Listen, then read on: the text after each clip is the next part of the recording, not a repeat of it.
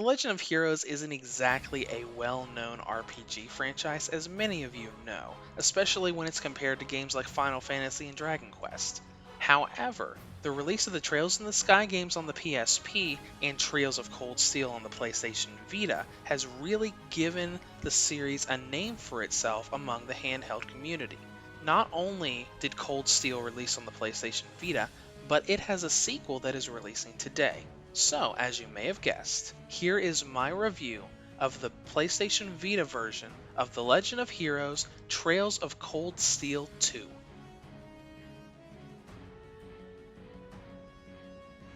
Acting is more of a continuation than a sequel. Trails of Cold Steel 2 takes place exactly 1 month after the events of Trails of Cold Steel 1.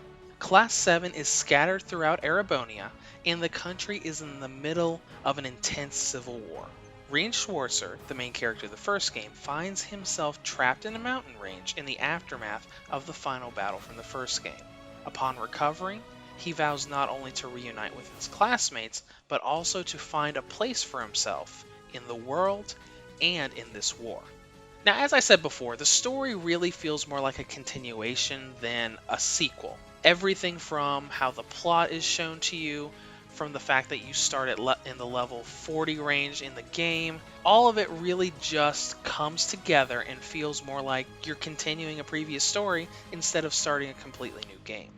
Now, as far as those of you who are thinking about jumping into the series straight with Trails of Cold Steel 2, that is very possible.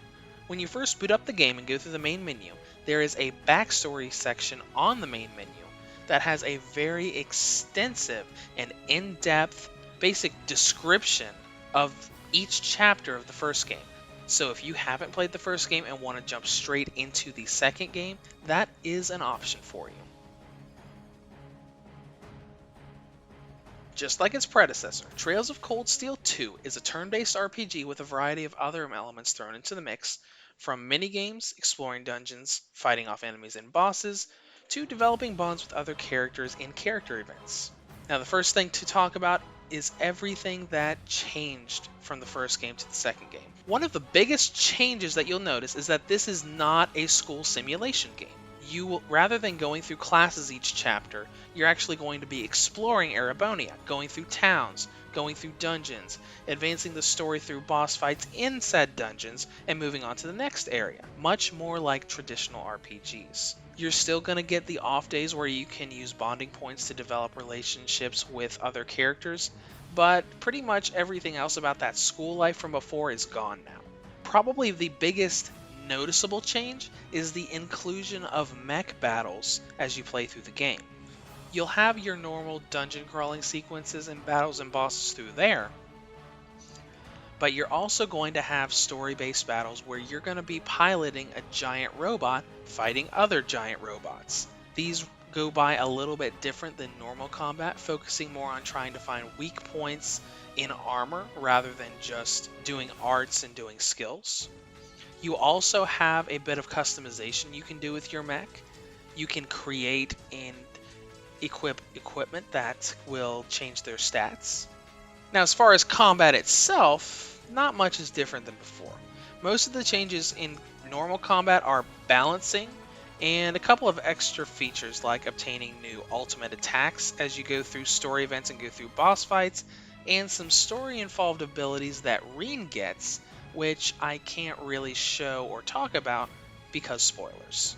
This all comes together pretty well. One thing I like about the game is that there are 3 different parts.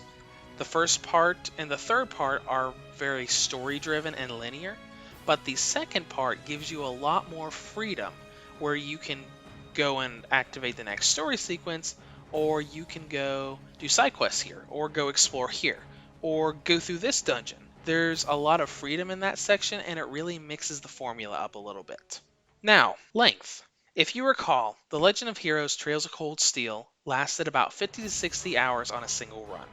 Cold Steel 2 is not nearly that long, and that's not necessarily a bad thing. My first run took me about 30 to 35 hours to get to the ending and beat the final boss. That is still very lengthy for an RPG. Just note that it's not going to be another 60-hour journey unless you're on the extremely hard difficulties.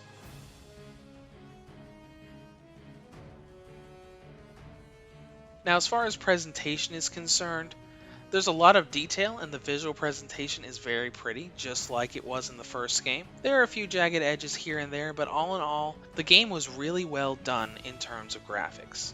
The biggest technical mishap, and really the only technical mishap of the game, is the fact that a lot of cutscenes still have lag and frame drops just like they did in the first game.